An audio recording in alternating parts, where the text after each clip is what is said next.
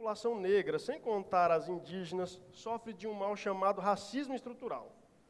Como podemos entender, discutir e mudar essa realidade, primeiramente dentro da igreja, de maneira que a Bíblia e as teorias que abordam a temática citada dialoguem harmoniosamente? Na sua opinião, a igreja pode e ou deve se atualizar e se envolver neste e em outros assuntos emergentes na sociedade contemporânea? Com este envolvimento, a igreja deixa de ser uma igreja missional para ser uma igreja ativista? Rapaz, quem fez essa pergunta, pelo amor de Deus, cara? Rapaz, eu tenho sigilo aqui da Tem identidade. sigilo de fonte? Que você tem uma tese sobre isso, por favor. Não, tese eu não tenho. Você leu um livro essa semana, né? Fez um post lá, acho que Eu interessante e as esse livro aí. postagens, né? Me colocando nessas situações. Fala o Então, livro aí.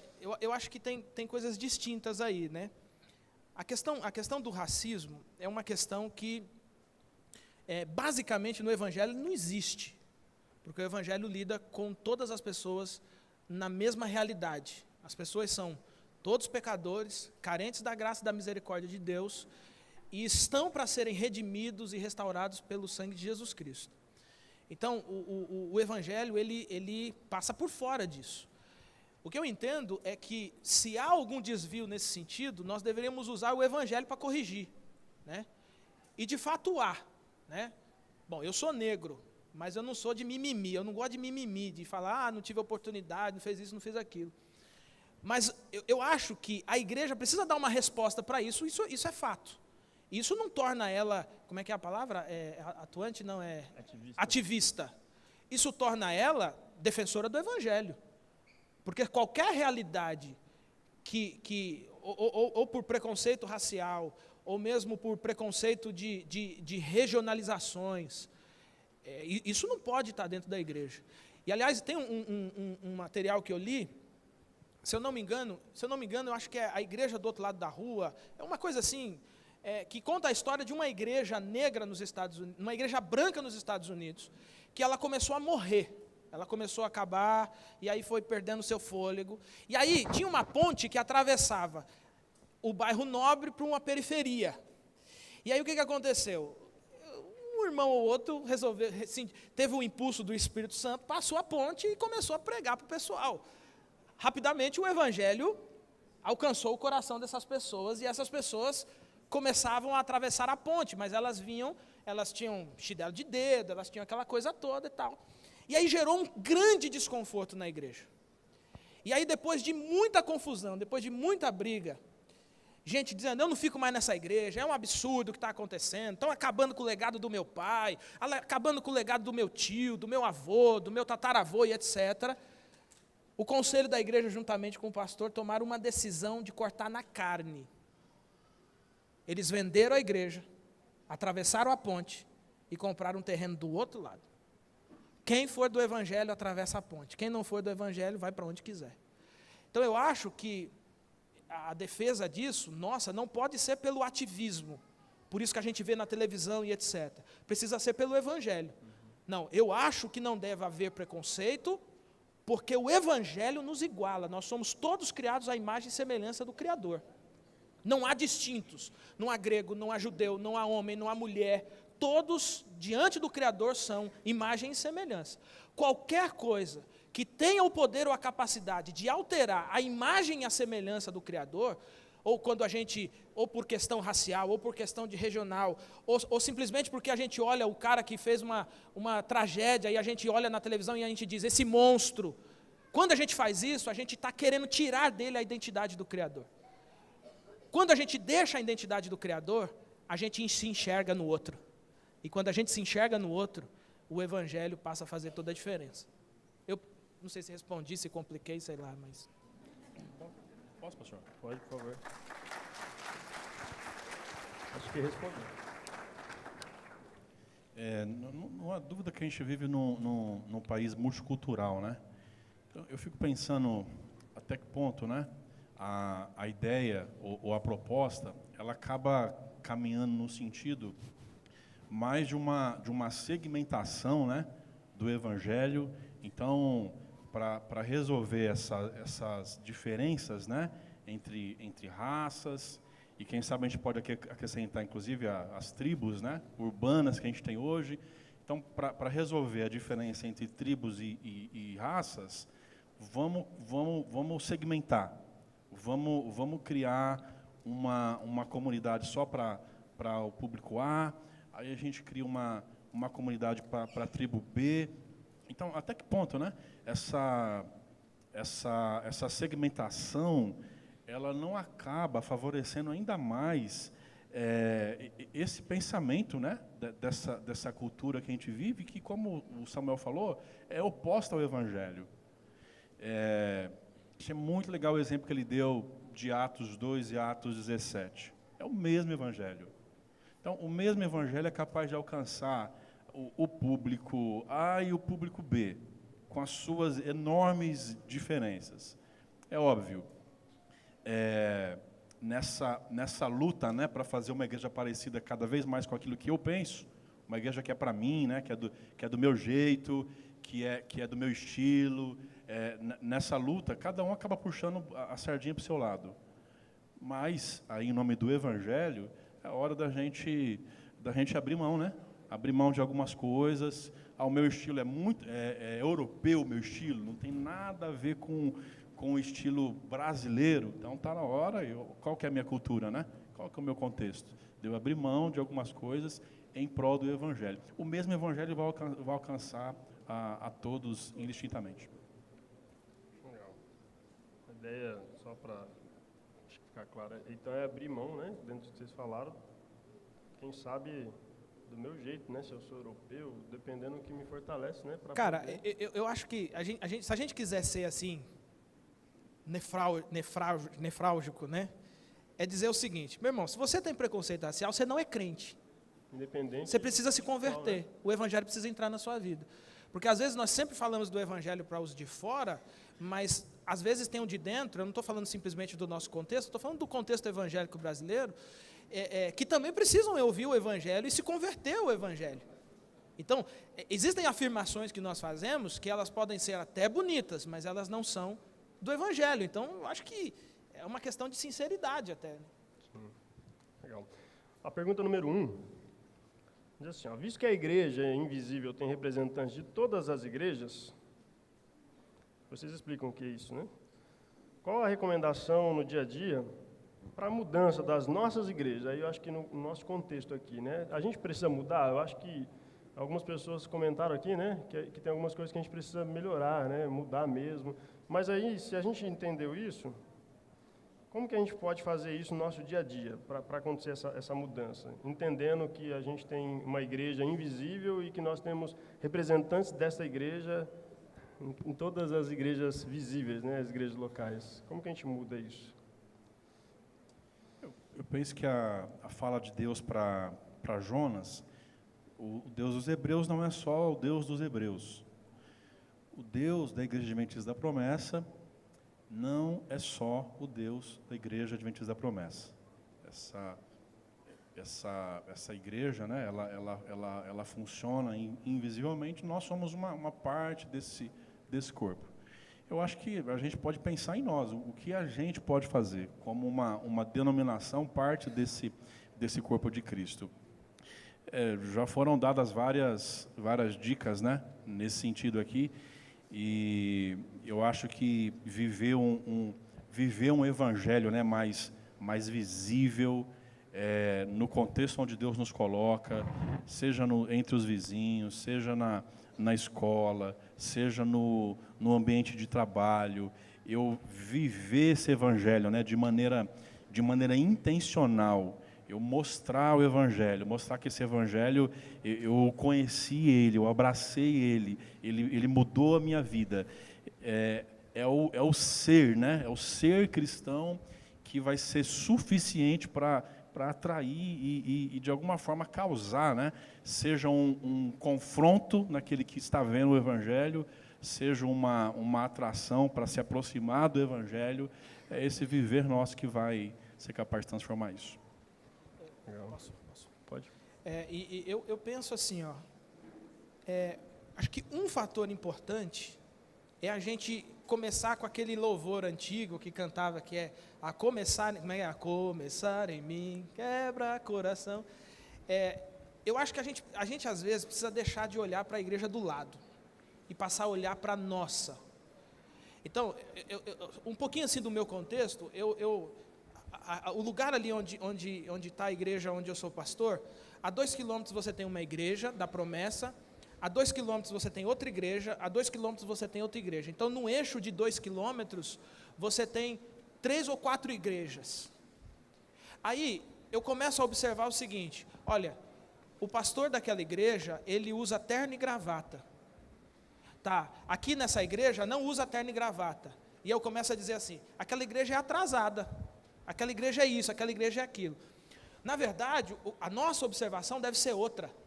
A observação deve ser assim, ó, naquele lugar, a ação do Espírito Santo está acontecendo, é só a gente lembrar do capítulo 14 de Atos, quando o Espírito Santo é derramado sobre a igreja de Antioquia, e o pessoal fala assim, o pessoal de Antioquia lá está tudo crentão também.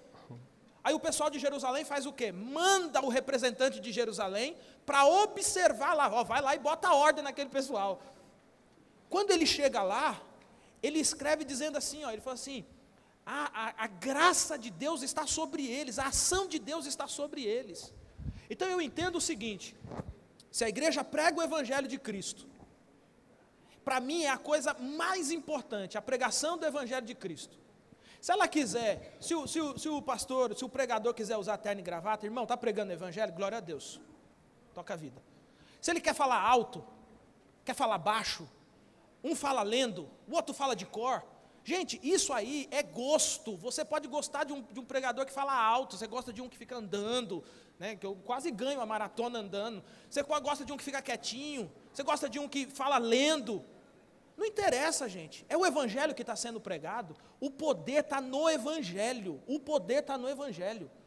Ele pode não ter estudado nada, ele pode não ter feito nada, mas a paixão pelo evangelho é que faz a coisa rodar, é que faz a coisa acontecer. Então eu acho que, eu sempre digo para os irmãos na igreja, irmão, a camisa que você veste é dessa igreja aqui, a igreja do lado nós oramos para Deus abençoar lá. Agora, observe o seguinte, quanto mais diferentes são as igrejas, elas não conseguem alcançar mais pessoas? Esse é o ponto. E eu acredito nisso. Né? Sim. A igreja, pergunta 4.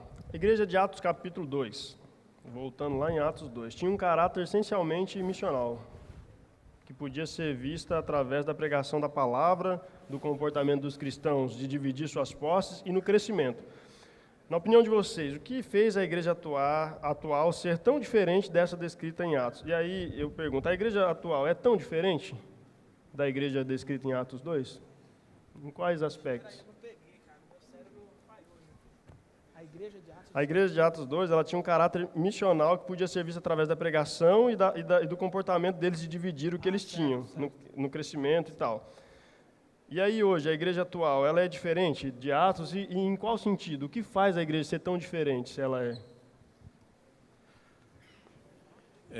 Eu acho que a gente coloca a igreja de Atos, né, como aquele paradigma, né, e a gente fala assim, puxa, a gente precisa voltar a ser a igreja primitiva, de Atos, né? A igreja primitiva, né, aquilo que é igreja, aquilo que é amor, né, entre os irmãos. É claro, né, no sentido da essência daquilo que acontecia, a gente tem inúmeras lições a extrair da igreja de Atos. Agora a gente precisa entender que a igreja de Atos foi uma igreja missional para o contexto da igreja de Atos. Nós precisamos ser uma igreja missional para o contexto da igreja dos nossos dias. Século 21, né? Do século 21. Uma igreja para o século 21. É óbvio que os princípios são desafiadores para a gente ainda hoje. A proposta de ser uma comunidade contrastante, né? uma comunidade, né, contracultural. Então, a cultura apresenta isso aqui para a gente. A igreja diz, não, nós vamos, em alguns sentidos, contra essa cultura. Em outros sentidos, a gente conversa e vê até onde dá para ir, né, em relação a essa cultura. Mas eu entendo que nós temos desafios iguais à igreja de Atos no sentido dos princípios, mas em relação a questões práticas, nós temos desafios diferentes, porque nós vivemos num contexto, numa época absolutamente diferente também. Essa frase aí do nós devemos voltar à igreja primitiva, eu acho muito interessante, porque estabelece a igreja primitiva como uma espécie de cópia a ser reproduzida, né? Só que é interessante a gente observar que quando se fala isso, se tem a ideia de que essa igreja primitiva não tinha problema. Atos 2, a igreja de Atos 2 tem problema? Bom, Atos 2 você não vê problema ali, né? Mas e quando você chega no capítulo 5 de Atos? Tem Ananias e Safira mentindo e sendo fulminado no meio do culto. O capítulo 6, você tem um conflito entre as viúvas gregas e as viúvas judias. Gente, se você lê o contexto bíblico, não se altera em absolutamente nada. Os dilemas são os mesmos. Abre, por exemplo, a igreja de Corinto, que também é uma igreja primitiva. Corinto do 1 ao 4 é só para resolver uma picuinha que tinha entre os irmãos. Um é de Paulo, outro é de Apolo. Chega no capítulo 5 de Corinto, o rapaz está dormindo com a madrasta. No capítulo 6, o cara está querendo processar o irmão no tribunal, não resolve no conselho da igreja. O capítulo 7 tem um camarada que não quer trabalhar, porque aceitou Jesus, não quer mais trabalhar. Entende? Capítulo 8, capítulo 9, o conflito das carnes sacrificadas. Capítulo 10, capítulo 11, problema no culto, problema com os dons espirituais. Gente, a igreja lá tem os mesmos problemas da igreja cá. Agora, três coisas eles tinham na minha percepção, e tinham eles, e também tinham os reformadores, e é o que eu tenho tentado trazer isso à memória na igreja onde eu sou pastor. Eles tinham, primeiro, devoção, orações, eles oravam. Eles não oravam para Deus abençoar a comida, não, eles oravam mesmo, eles gastavam tempo de oração. Profundidade. A Bíblia para eles, a palavra de Deus para eles não era um amuleto, não era Salmo 91 que nós botamos em cima do negócio para proteger a casa, né? Não, aquilo eles se aprofundavam naquilo, eles desejavam aquilo. Em terceiro lugar, firmeza, porque se você ler, por exemplo, a igreja de Antioquia, ela cresce num contexto de perseguição. O texto diz que estourou uma perseguição e a galera fugiu. Uma turma disse assim, vou ficar com meus amigos judeus. Uma outra disse assim, eu vou falar de Jesus para um pessoal aí da Grécia e tal, e vamos ver o que acontece. Então, firmeza, gente, é sustentar de pé o que a gente falou sentado, sustentar sentado o que a gente falou de pé, entendeu? Então, às vezes nós negociamos a devoção, a gente não ora e quer que o Espírito Santo atue. A gente às vezes negocia a profundidade da palavra, a gente assiste um vídeo de 30 segundos no YouTube e nós viramos expert no assunto. E é engraçado que o pessoal ainda chega para a gente e fala assim, pastor, o senhor tem que ver esse vídeo, pastor. Tem tudo que o senhor precisa saber. Ou seja, nós negociamos a profundidade.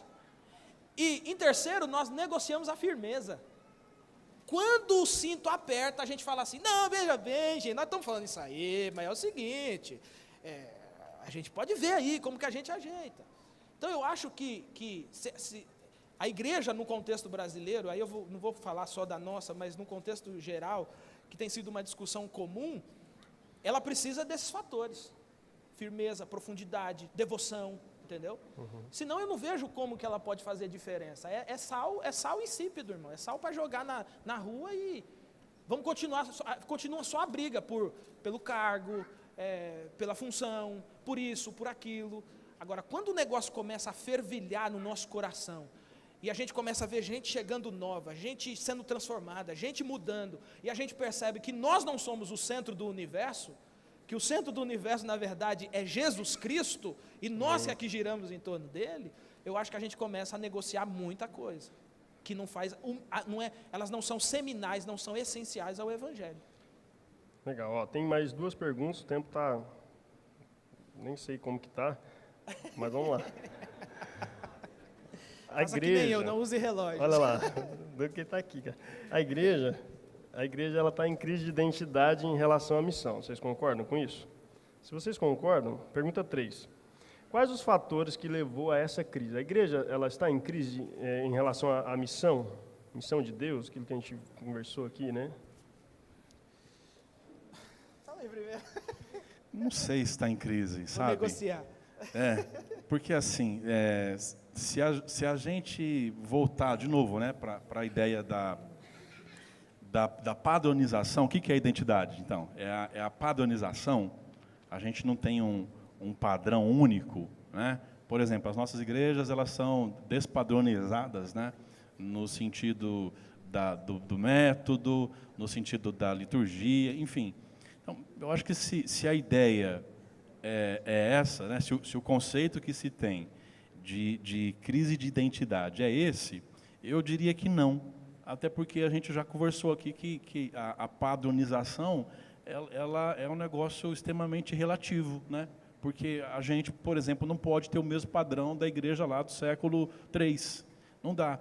Agora, se a pergunta se refere à eclesiologia da igreja, à natureza da igreja, a esse distanciamento, né, daquilo que de fato do papel, né, que de fato Deus chamou a igreja para exercer, aí talvez a gente possa dizer que sim, que a gente tem de fato uma crise nesse sentido, né? E aí as linhas são diversas, né? Alguns vão caminhar para a área assistencialista, como a gente já falou, e vai entender que o papel da igreja é esse aqui. Outros vão caminhar para o lado liberal da coisa, né, e dizer que não é bem assim que a Bíblia está dizendo para a gente.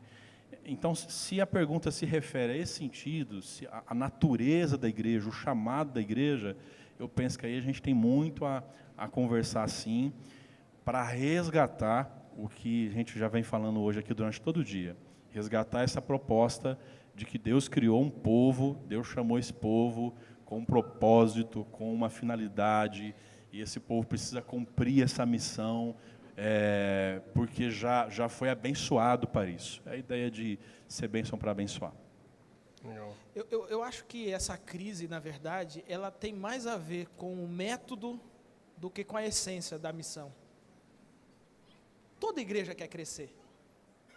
É difícil você conversar com um pastor, com um líder de uma igreja, que ele diga assim, nós temos aqui 30 pessoas, mas é só 30 bênção pura e nós não queremos passar disso que vai atrapalhar. É difícil, cara. Geralmente você vai conversar com, não, nós estamos com 30 aqui, mas Jesus está abençoando, nós estamos fazendo tal coisa. Eu acho que a crise é do método.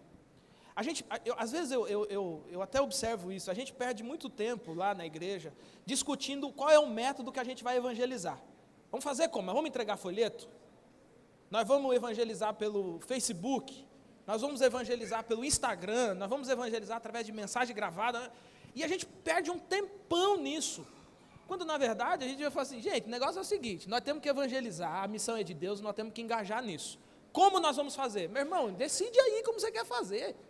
Eu quero entregar folheto na rua, está aqui, meu irmão, a igreja compra o folheto. Não, eu quero fazer pela internet, tá bom, meu irmão, está aqui também, faz pela internet, porque nós vivemos hoje um contexto em que as pessoas estão presentes de maneira virtual.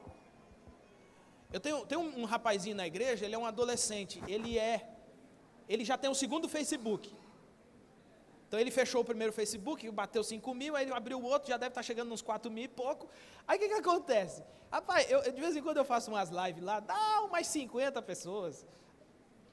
E o menino faz uma postagem dele, dizendo assim, bom dia, dá 300, 400, 500 pessoas curtindo, comentando. Aí eu cheguei nele e falei assim, cara, por que você não começa a divulgar a programação da igreja, o culto, grava o culto, cara, transmite o culto ao vivo, pelo seu Facebook. Ele falou assim, pode mesmo, pastor? Eu deve. Aí, olha o que começou a acontecer. Um dia a gente estava na porta da igreja, chegou duas meninas tudo ajeitadinha, arrumadinha e tal, e aí elas andaram, olharam, aí eu, tudo bem e tal, não sei o quê. Ela falou assim, eu estou procurando o fulano. Eu falei assim, mas quem é o fulano? Não sabia, né? Quem é? Ela, não, porque a gente viu que vai ter um culto aqui hoje, a gente veio e tal. Eu falei assim, mas quem convidou vocês? Não, ninguém convidou não, a gente viu e a gente decidiu vir. Aí eu falei assim, mas assim, tipo, a gente não acredita, né? a gente não crê que o Espírito Santo faz esse tipo de coisa, né? E eu falei assim, então, mas é a nossa igreja mesmo? porque aqui na rua tem mais umas 3 igrejas e tal. Ela falou assim, não, a pessoa que eu marquei, ela disse, ó, é uma igreja que não fica nem na subida, nem na descida, que era a nossa igreja ali. Aí eu falei assim, poxa, mas eu não conheço essa pessoa, não conheço. Aí vem passando um menino, o menino vem todo pimposo, porque ele é todo arrumadinho, né? Esses meninos de hoje, tudo cabelo, parece uns 40 minutos arrumando o cabelo.